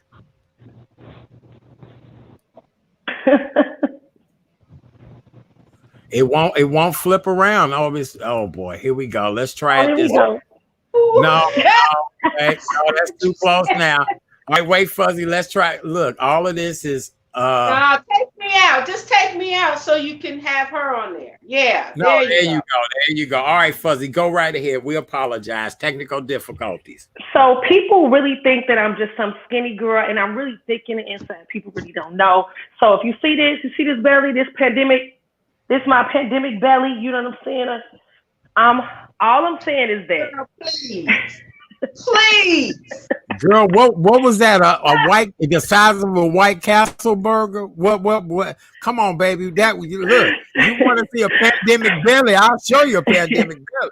It'd be like shit. Right. Yeah, I know. Ain't this something? Right, her pandemic belly. Yes, ma'am. So go ahead. So let me tell you, what happened was in high school, right? I was really skinny. I had this little belly, and I did not feel good. I felt like really terrible. So my grandmother took me to the hospital, and they gave me x-rays, and the doctor was like, you got poo-poo up to here, like you full of shit. I'm like, oh, wait. So Big Mama's pork chops and greens and green beans and ham hocks and cornbread and all this stuff I'm eating every day is just not coming out. So I was raised by a Southern Baptist grandmother. We did have a garden. We did always eat our veggies. But our elders cooked a little different, and I just really, it was good, but it wasn't physically good for me because I could not handle it. I couldn't go to the bathroom. So fast forward some years later, as I'm trying to get this under control, doing detoxes, and I started cooking a little bit, and I started dating this guy, like, I don't know, maybe 10, 12 years ago or something like that. And he was like a raw vegan, he was real muscular and, but he was also angry. Vegans are angry. Okay. That's a whole nother story. Okay. He was angry. He hungry. So it didn't work out, but he introduced me into vegan food, raw veganism, all of that stuff. And I'm like, this is good. So I didn't become a vegan, but I started eating a lot of vegan meals, and I still do. And I just felt better. My skin cleared up. I used to have really bad skin, and I was just like, oh my God, my life is great. I mean, I'm gonna dump you, but thank you for saving your life. Right, for saving my life. Right. And I will say I've dated other guys since him, and I've dated guys before him, and he probably had one of the strongest penises. The strongest, because some veggies. Well, I guess I'll go and eat all of the vegetable tray tonight. So you think the veggies had something to do with that? I love it. I love it. You could not tell me some man sitting up here eating takeout every day and drinking Arizona teas. Penis is going to stay hard. It's going to be hard at all. It's just, you just can't. No, ain't happening. Ain't gonna happen. You gotta change that diet. On that. Look, everybody love you, right? You have to eat well, for the yang to stay hard. You have to eat well. I believe in health, wealth, and happiness. So I don't know what happened. I literally was just like, I started cooking more and more and more, and I just really love food. And I'm like, these bitches need to eat their veggies. Eat your veggies, bitch. And I started using the hashtag Eat Your Veggies Bitch. And people like, are you calling me a bitch? bitch, yeah, I'm calling you a bitch. Bitch, eat your veggies. Obviously, you're not hearing what I'm saying, But it's not. I'm not trying to be derogatory. I'm not trying to, call anybody no names, anything like that. It's just a term of endearment, And a lot of men love my brand. A lot of women love my brand because it's catchy, and it's just.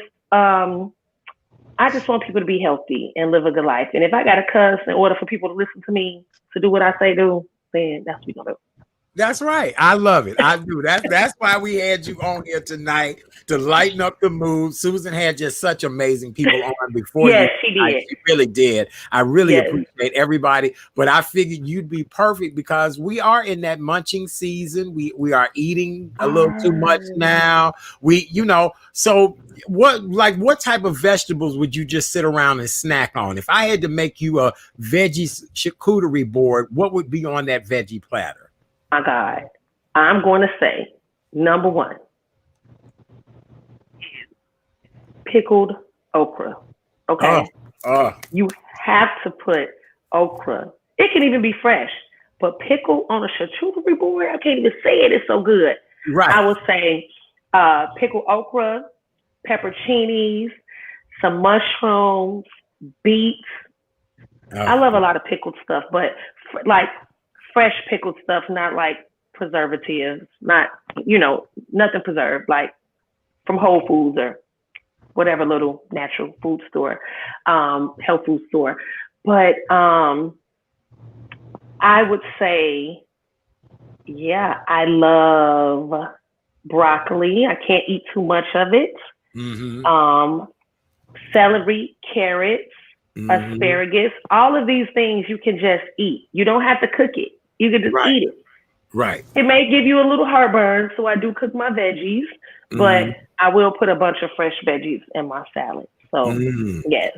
Susan, how good are you at getting your veggies in, Susan? Well, honey, now that we know what the secret is to a strong penis, we're going to go get some pickled okra. Because I know some brothers, well, it's been a while, but I suspect they could probably use some pickled okra. Right. You're going to be handing out pickled okra this holiday season. You're going to be handing out good old pickled okra. I love it. I really do. Merry Hanukkah. Merry Hanukkah, baby. Yes, absolutely. Oh, I love it. I do. Well, let's talk about your other brand as well, too. You bought me the cutest mask over here, and I just love it. The mask says FCK, that job. I don't know how many HR people gonna allow this mask in the workplace, but I love this mask. I do. What's the meaning behind that? Because see, what a lot of people don't understand, even though you say things the way you say them, is really terms of endearment. So let's talk about this mask right here, which I love. What does it say? Fuck that job. FCK, that job. I can't. I gotta get used to. How'd you create that brand? So, after graduating from college and, having jobs here or there, I just knew that I wanted to work in corporate America. So I did that. Worked in corporate America. I worked in banking, blah, blah, blah. But I also had became a bartender, like at a very young age. Like as soon as I turned 21, I became a bartender. So bartending, corporate America, and I was doing both for many years. And I just couldn't do it, especially when I started making more money as a bartender. And then I'm going to work. I have to wake up. I wake up early anyway, but I have to wake up, get on a train, a couple of buses, tell some dumbass man about to tell me what to do because his daddy owned the company and he clearly lacks moral fibers. Yes, moral fibers. Yes. We know we've been there. Right. We've been there. I can't come as I am. I have to sit at my desk, feel like I'm doing work, even though it's just crazy. And it just was not fulfilling. So I need to live a life where I am fulfilled every day. Amen. My dad, every day. My dad had got sick and died. Well, he hadn't died yet. He got sick. I got a call on Saturday. He was already sick. He had cancer, but we had to put him in hospice. I got a call on Saturday. I went to work Monday. Was like, you know what? Fuck you, you cool, fuck you, I'm out. And I just couldn't do it no more. That was it. That was my dad passed in 2006. And I've worked for some places after that, but I worked in social services.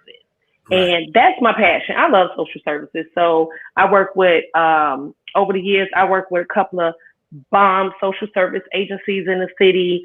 One of my college friends, he created a program where we taught young kids, dropout kids, life skills. I love working there. I worked there for years, but it wasn't like work. It was my passion. It was amazing.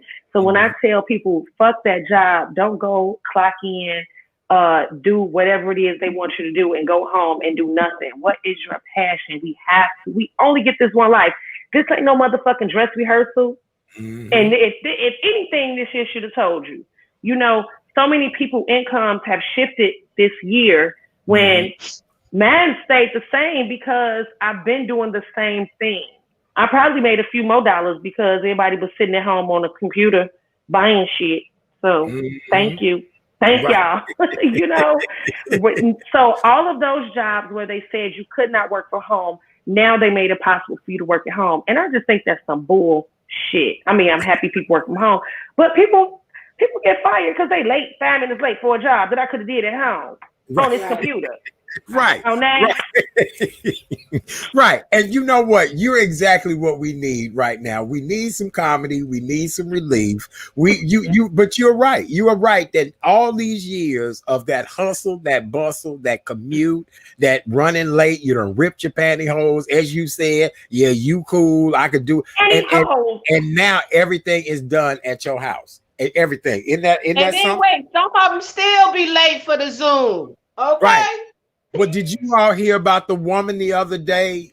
No, somebody was saying on my social media page that somebody had showed up in a robe and a towel to a company Zoom meeting. I'm like, y'all ain't got too common with this. This is not what you're supposed to be doing. Y'all, you taking it too far. They about to call you back in the office, even Baby, if right. You done messed up your at-home privileges, like you really have. So, Fuzzy, what's next for you, darling? When the lady went to the bathroom. Yeah, and forgot she was on the thing and had her computer with her. Yes, I remember that. Absolutely. Fuzzy, what's next for you, my love? Oh, my goodness. It's like I am blessed to be able to wake up every day and work from wherever I want to work at. As you see, I'm in a hotel room now. This is not my bedroom. This is like it's not a cheap hotel, but it's a hotel. I came out of town to see some family and especially to see my cousin. So I know it's a pandemic, but I just want to love on my people. I stay protected. I stay covered up, not around a bunch of people, but I've been the one traveling now over the past couple of months, just traveling to see my people who cannot come to see me. So just to give them a hug and then be back out. So I'm grateful that I'm able to just work while I want. But a lot of people don't know this about me. Excuse me, but I create e-commerce websites, right? Mm-hmm. So if you go to my website, alsofuzzy.com, shameless plug, you will see my e-commerce website. So I built all my own e-commerce websites. It took me some time to really teach myself how to do this, So I teach other people how to build their own e-commerce websites so they can be entrepreneurs and say, fuck that job, okay? And I also, for those who may be too busy, I build their e-commerce sites, just so people can be able to make money in their sleep, Yep.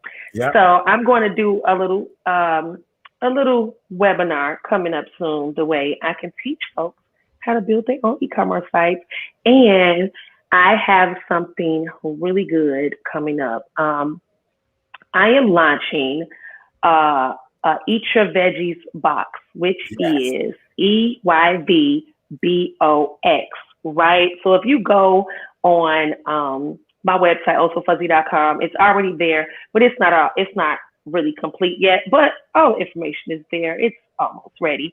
So Eat Your Veggies box is a produce subscription service where you get veggies delivered to your house every week, every other week, once a month, or a one-time purchase.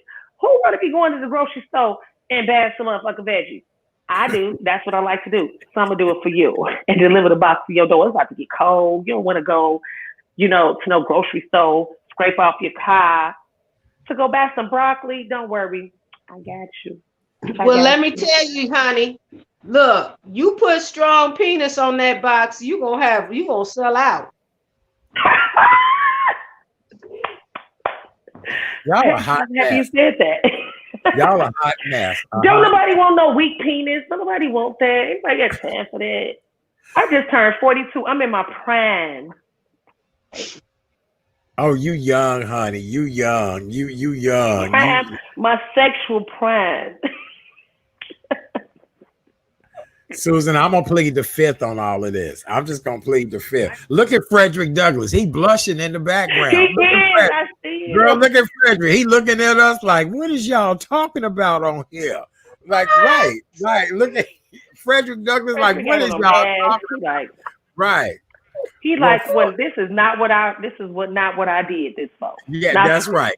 That's right. Let me just tell you, that is the line. Fuck that other stuff, whatever it was. Cause there's a lot of old men out here thinking they got it going on. Let me tell you, if you tell them if they ate their broccoli and pickled okra, you'd sell out. I'm telling you, they want to have it during the pandemic. Come on, please. Yes, I mean, this is the perfect time. Do a little workout, eat your veggies, and be ready when we able to come outside again. Just pull your dick out. Just pull it out. Fuzzy, we gone. We gone. Y'all are too much. Bleep me out. You gotta bleep me. Bleep. I can't bleep. All right. Well, on that note, we went. Oh my God. On that note, look, people are saying you are so funny, girl. Eat your veggies. Fuzzy, what's your website, darling, so we can send people to learn more about your veggie box? I love you. I do. Girl, love you too. I've always loved you. Comedian. That's what you are. Baby. That's what it is. So let me tell you, that is my next step. I'm about to get on somebody's stage, because I have to. A lot of my friends are comedians. I love them. They have been encouraging me to just do this. Fuzzy, what's wrong with you? You can't just act a fool and be stupid and not get paid for it. You know what I'm saying? So my website is ohsofuzzy.com. That's OHSOFUZZY.com. I'm gonna put it up there for you. Wait a minute. Hold on 1 second. Let me dot. What is it? OHSOFUFI? FUZZY. Oh, I hate to be like FUZZY.com. Yes, honey. Yes. So all my websites are listed. All my social media. Y'all follow me. I'll follow y'all back. And let's see. What? Were you still there, baby? We love you. You still there? Is it up there? Yay! Ladies and gentlemen, give it up for our fabulous guest, the Madam Fuzzy.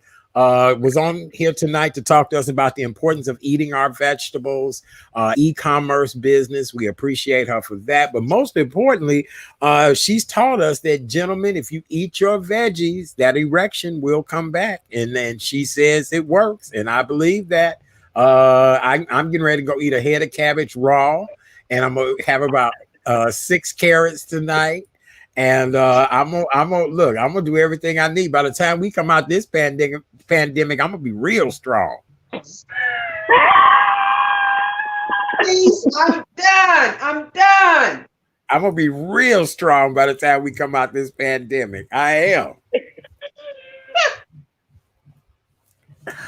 I love you, Fuzzy. I love you so I much. love you do. guys. Thank you, baby. Have a This good was so night. great. Ladies and gentlemen, Miss Fuzzy. We just love her. Girl, you have to come back again. We love you, baby. See you later. Have a great night. That was so Bye, good. y'all. Excellent. That was excellent. Well, Susan, we did it, baby. Look. I apologize, y'all. I didn't know how live she was gonna be. That was good, but it was funny. It was funny. We have to have a break in the routine every now and then. So I want to remind everyone, tomorrow night there will not be a show, but we'll be back Thursday night with a beautiful family-friendly holiday celebration. When I tell you guys, I have musical guests lined up that are just gonna blow you guys away. We even have a major superstar that's gonna be joining this lineup.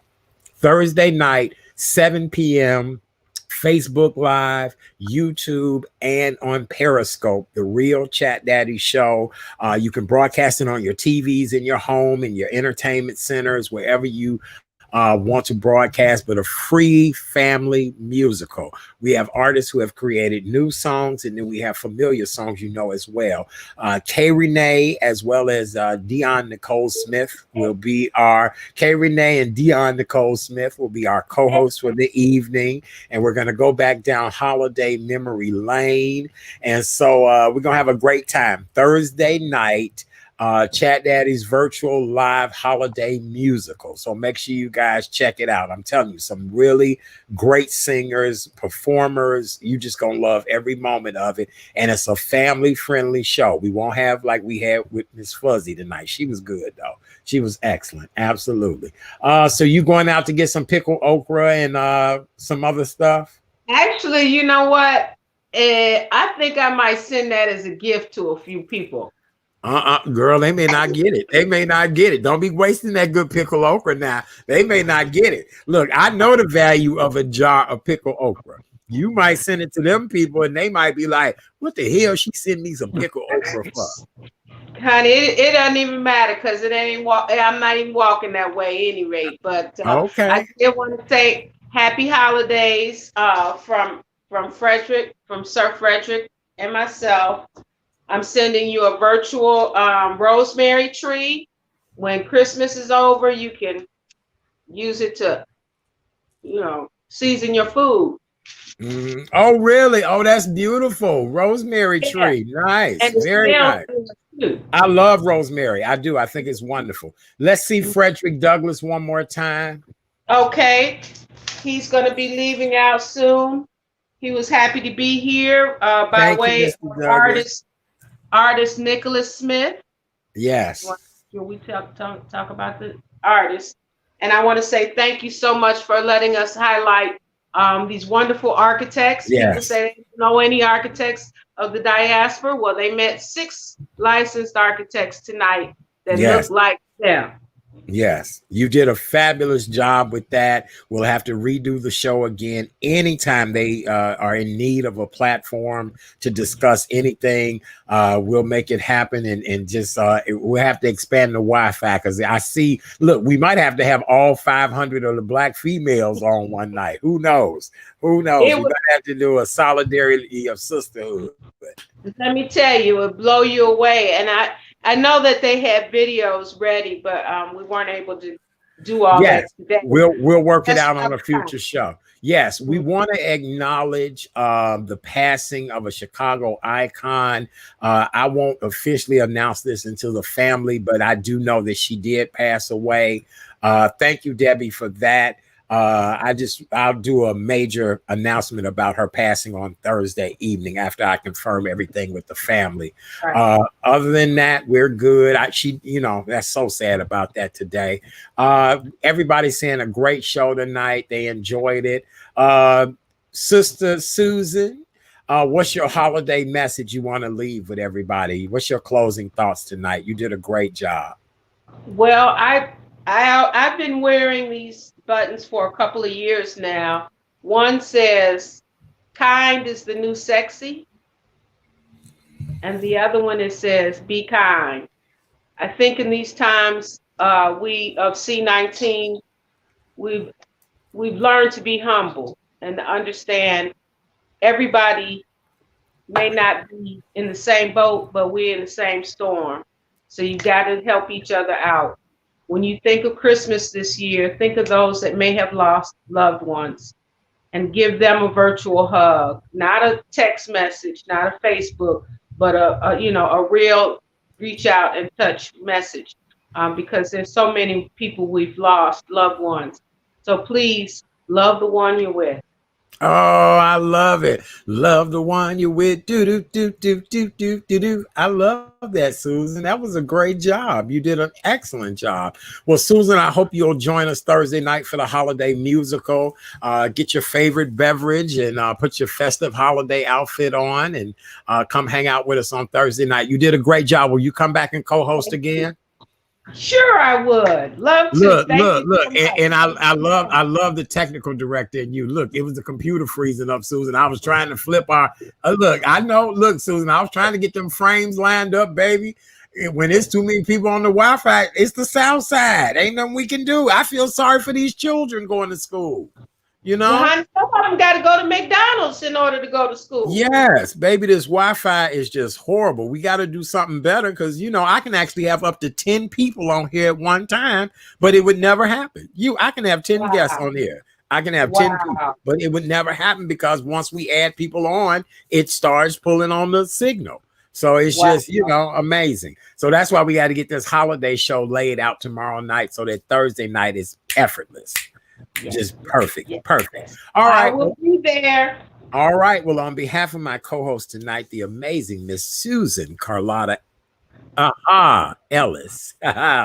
Susan Carlotta Ellis. That's a great theater name too. Susan Carlotta Ellis. Yes, very good. And yours truly, Art Chat Daddy Sims. I thank you guys for being here. Don't forget, no show tomorrow night, but we will be back on Thursday evening with our holiday musical. You guys will really love it. For more information about yours truly, please go to therealchatdaddy.com. That's therealchatdaddy.com. Do me a favor, go over to YouTube and like us on YouTube, The Real Chat Daddy Show, Facebook, The Real Chat Daddy Show. On behalf of all of my guests tonight, I just want to say thank you guys so very much. Big round of applause to all of the amazing architects who are here with us tonight, who are shaping the world. And sisters, y'all need to get into this field. Only 500 women, Black women. That's just, I can't believe it. I cannot. Well, Susan, we appreciate you for doing that and being an architect. And we love you so much and have a beautiful night. Okay. Thank you, baby. We'll see you in a little bit. You guys, Thursday night, 7 p.m. holiday musical. Let's see. We got some more comments. Oh, much love from Debbie. Yay. Oh, yay. Even Fuzzy said thank you. She appreciates us so much tonight. We did. We had a great show tonight. Thanks to Susan, you guys. All right. And Fuzzy. And Fuzzy, honey. Fuzzy was a comedy relief. Pickled okra. That's all we gonna say. I'm going to eat me some okra and cabbage. I'll talk to y'all later. Good night. We out. Bye.